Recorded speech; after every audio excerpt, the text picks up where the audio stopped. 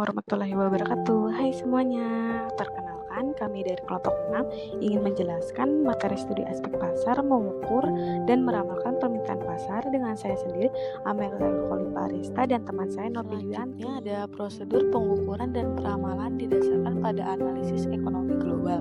Artinya membuat perakiraan pada aspek makroekonomi seperti tindakan pemerintah terhadap produk atau jasa yang ditawarkan. Contoh lain dari analisis ekonomi adalah tingkat inflasi, pengangguran, suku bunga, total ekspor, pengeluaran dan tabungan pemerintah, investasi bisnis, pengeluaran pemerintah, dan lain-lainnya. Ada pasar mana yang diukur? Pasar adalah kumpulan pembeli aktual dan potensial dari suatu produk. Oleh karena itu, ukuran suatu pasar bergantung pada jumlah pembeli yang mungkin ada pada suatu penawaran pasar tertentu. Nah, pembeli potensial harus memiliki 3 ciri, yaitu minat, penghasil dan akses, dan daya jangkau. Di sini ada contoh pasar mana yang diukur. Lebih lanjut, hambatan akses akan mengurangi ukuran pasar. Contohnya itu, jika sepeda motor tidak didistribusikan dalam wilayah tertentu, maka konsumen potensial untuk sepeda motor dalam wilayah tersebut tidak tersedia bagi pemasar. Pasar yang tersedia adalah kumpulan konsumen yang mempunyai minat, penghasilan, dan akses pada penawaran pasar tertentu. Kemudian di slide selanjutnya ada cara mengukur dan memprediksi potensi pasar dan pangsa pasar. Menurut Tamjudin Sri, ada 2 hal yang dibahas, yaitu potensi pasar dan juga pangsa pasar. Yang pertama itu ada potensi pasar, yaitu pengusaha menganalisis potensi pasar dengan cara menganalisis berapa jumlah penjualan yang akan didapat oleh industri tersebut pada suatu periode dan kondisi tertentu. Pengusaha tentunya harus mempunyai data perusahaan sejenis pada industri yang sama. Yang kedua itu adalah pangsa pasar. Pengusaha dapat mengukur pangsa pasar dalam industri produk tertentu dengan cara mengidentifikasi, menganalisa berapa jumlah pesaing ataupun company with the same business, berapa pemain yang sama dan berapa kapasitas penjual mereka, dan bagaimana prestasi dan performance. Cara memprediksi permintaan yang akan datang. Memprediksi demand atau disebut juga permintaan yang akan datang dapat dilakukan dengan beberapa cara. Pengusaha dapat mengobservasi dari perilaku konsumen pada beberapa periode, dapat dilakukan dengan analisis time series. Mendapatkan informasi dari para penjualan produk tersebut atau wiraniaganya, dari para ekonomi ataupun berdasarkan dari lembaga survei. Dampak kesalahan mengukur pasar. Kesalahan dalam mengukur pasar, baik salah dalam mengestimasinya, yaitu memperkirakan di atas permintaan pasar ataupun di bawah permintaan pasar, akan memberikan dampak negatif untuk perusahaan. Forecast tidak sesuai. Forecast itu seperti untuk memprediksi hasil berdasarkan data yang ada, sehingga produk idle yang dikeluarkan tinggi sehingga menghasilkan negatif margin. Metode melakukan peramalan permintaan pasar. Metode peramalan permintaan pasar dibagi menjadi 2, yaitu metode kualitatif dan metode kuantitatif. Yang pertama ada metode peramalan permintaan secara kualitatif berhubungan dengan data-data kualitatif.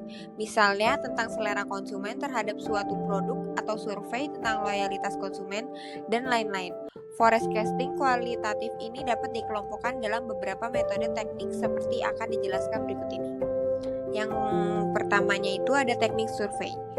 Ini merupakan suatu alat meramalkan yang cukup penting khususnya untuk memprediksi kejadian-kejadian atau kecenderungan-kecenderungan dalam jangka pendek mendatang ini.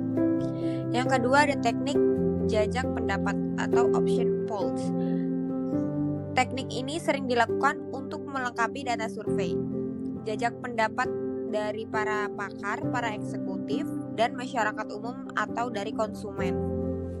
2. Permintaan yang mengandalkan pengukuran objektif dan analisis matematis terhadap sampel data untuk membuktikan atau menguji hipotesis.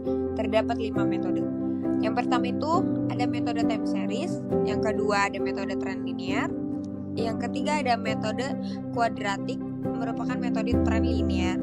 Yang keempat ada metode variasi musim, dan yang terakhir ada metode ekonometrik. 2. Permintaan yang mengandalkan pengukuran objektif dan analisis matematis terhadap sampel data untuk membuktikan atau menguji hipotesis. Terdapat 5 metode. Yang pertama itu ada metode time series, yang kedua ada metode trend linear, yang ketiga ada metode kuadran. Contoh studi khususnya yaitu studi kasus aspek pasar dalam mengukur dan meramal permintaan pasar untuk produk susu nabati di Indonesia pada PT Sejahtera Makmur. PT Sejahtera Makmur dalam perusahaan makanan dan minuman yang berfokus pada produk sehat dan alami. Saya akan menjelaskan masalah dalam studi kasus tersebut. Yang pertama itu ada harga dan kompetisi adalah tantangan terbesar, harga yang relatif tinggi dibanding susu sapi biasa. Yang kedua ada kurangnya edukasi tentang susu nabati, meskipun tren kesehatan meningkat, banyak konsumen belum memahami manfaat susu nabati atau mengonsumsi. Yang ketiga itu ada distribusi susu nabati seringkali terbatas di supermarket besar di kota. Selanjutnya ada cara mengatasi masalah dari studi kasus tersebut. Yang pertama itu melakukan strategi harga dan promo dengan merancang strategi promosi dan paket diskon bagi konsumen baru untuk menarik minat mereka mencoba produk. Yang kedua ada edukasi konsumen. Meluncurkan kampanye edukasi melalui media sosial untuk menyampaikan manfaat susu nabati. Yang ketiga ada peningkatan distribusi dan kolaborasi.